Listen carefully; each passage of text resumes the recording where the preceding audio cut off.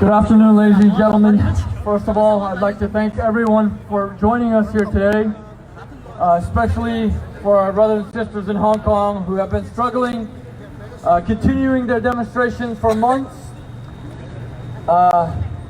endlessly. So, more power to you. Please do not stop. That is all I'm going to say is please don't stop, because we, the people of East Turkestan, we can't even demonstrate right now because all of us, majority of us, are locked up in Chinese concentration camps where we are forced to denounce not only our ethnic identity and our religious identity, but every bit of human rights that we have. And the reason that we gathered here today is to commemorate the upcoming 71st anniversary of the Universal Declaration of Human Rights.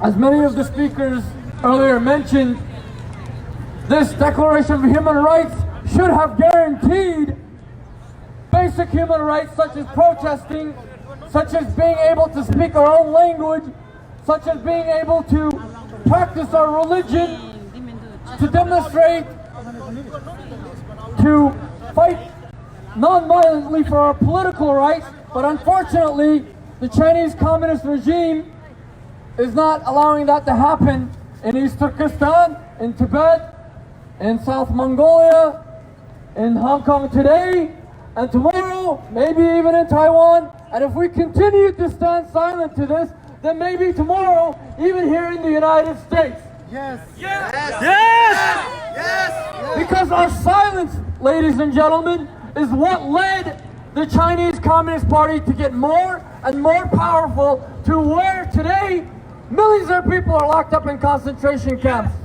Because of the silence of the international community in 1941 against Nazi Germany's Holocaust of the Jewish people, they were able to continue their Holocaust and get away with killing over 6 million Jews and millions of other people.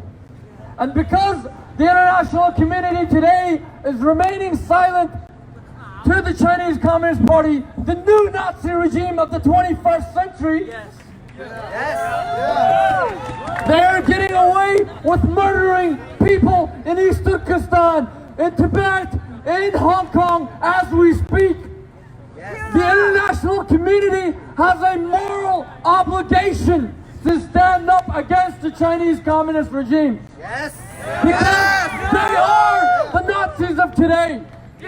We cannot let another Holocaust happen. But unfortunately, we're already seeing signs of it happening in East Turkestan, in Tibet, and even in Hong Kong. We, ladies and gentlemen, we cannot defend or protect our human rights without our political rights. Because if we do not have the right to vote, if we do not have the right to elect our representatives, if we do not have the right to speak out, then there's no way that we can have the right to even do anything else, such as our basic human rights, such as being able to speak our language, or being able to pray, or being able not to pray if we choose. So, ladies and gentlemen, I want to call on every one of you to fulfill your moral obligations, not as Hong Kongers, not as people from East Turkestan, not as people from Tibet, or not as Americans, but as human beings. We have to stand up against this evil. We have to, because if we remain silent, this evil will come to the United States much sooner than we think.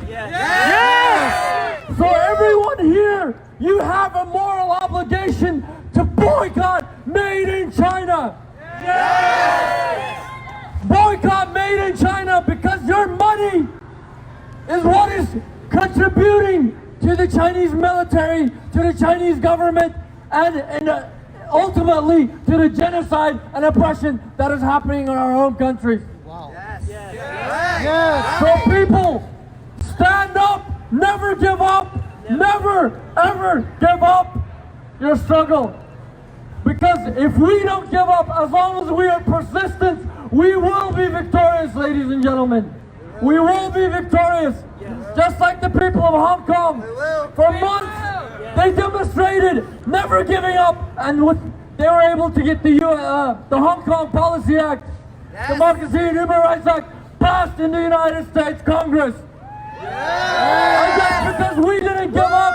We were able to get the Uyghur Policy Act passed through the U.S. House and hopefully through the U.S. Senate and hopefully signed by President Trump. Yes! I call on world leaders of the free world to stand up against the new Nazi regime, against the China Nazi, and help us in our struggle for freedom, in our struggle for hope, in our struggle for justice. Thank you. Thank you. Thank you, Salih.